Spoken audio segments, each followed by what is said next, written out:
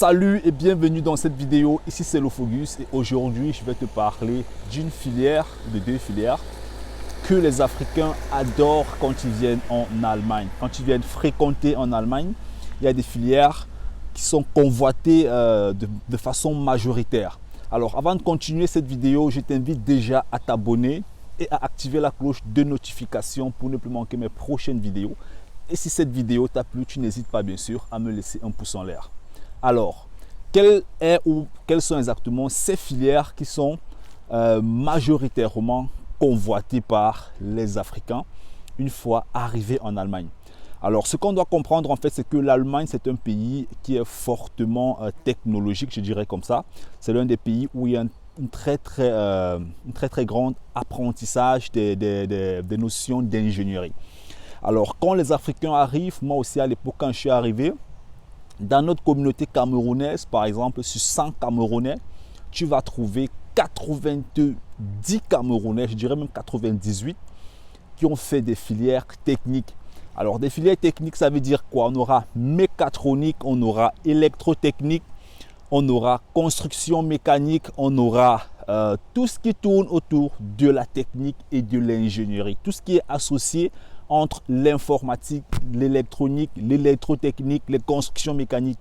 Ça, ce sont des filières qui sont assez convoitées et assez pratiquées par les Africains, notamment les Camerounais. Je ne sais pas comment c'est dans d'autres communautés, mais à l'époque, quand j'étais à l'école, il y avait beaucoup de Maghrébiens, il y avait beaucoup des gars qui venaient même du Togo, qui étudiaient ces filières, des filières purement techniques.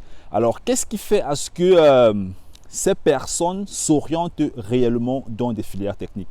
Je pense que c'est parce que dans ces filières techniques, la demande en fait ou l'aptitude à s'exprimer en allemand n'est pas aussi forte ou demandée comme chez celui qui va faire droit ou alors celui qui va faire littérature.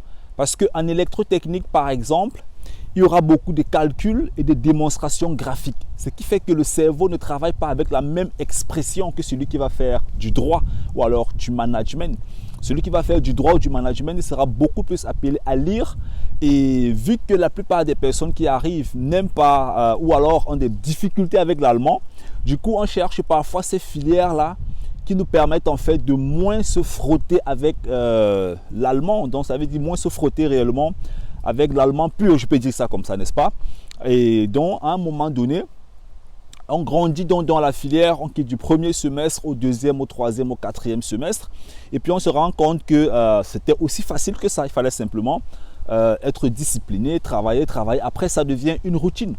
Mais celui qui va faire droit, la quantité d'allemand qu'il va lire, qu'il va apprendre ne sera pas la même chose que celui qui fait ingénierie, parce que là-bas il aura plus de volume de lecture, il aura plus de choses qu'il doit retenir en allemand. J'ai des amis qui ont fait des études où il fallait par exemple apprendre le droit allemand, où il fallait apprendre je sais pas trop l'économie allemande, et ça demandait une très bonne concentration pour pouvoir absorber réellement les connaissances en allemand. Ça ne veut pas dire que si tu aimerais faire droit, économie, tu dois te décourager. Non, c'est simplement pour que tu comprennes que ce sont des filières où le niveau de cours de langue qui est demandé ou bien la concentration qui est demandée pour pouvoir apprendre est entre guillemets un peu plus élevé que chez celui qui va faire ingénierie. Parce que quand on va faire mathématiques, en mathématiques, par exemple, quand on va te présenter une fonction mathématique au tableau, quand le professeur va parler une fois, tu ne vas pas comprendre, deux fois, trois fois, après quatre fois, tu auras compris, parce que c'est les mêmes mots qui vont se répéter. Ce seront les mêmes mots, des fonctions différentes, c'est les mêmes mots. Donc, au niveau de l'ingénierie, c'est un peu différent. Ou alors en électrotechnique, en électronique. Il va te présenter un schéma technique au tableau. Au premier pas, il va expliquer, tu ne vas pas comprendre, mais deux, trois, quatre fois, il va revenir avec les mêmes mots, tu vas comprendre, ça va devenir une routine. Et en général, ce sont des schémas ou la programmation, ainsi de suite. Donc, dès que tu vas entrer dans le contexte linguistique, en fait, de la chose, ça va aller. Et voilà, donc c'est un peu ça. C'était tout pour cette vidéo. J'espère qu'elle t'a plu. Si c'est le cas, alors n'hésite pas. Tu t'abonnes, tu actives la cloche de notification et laisse-moi bien sûr en commentaire. Si tu viens en Allemagne, quelle est la filière que tu aimerais étudier?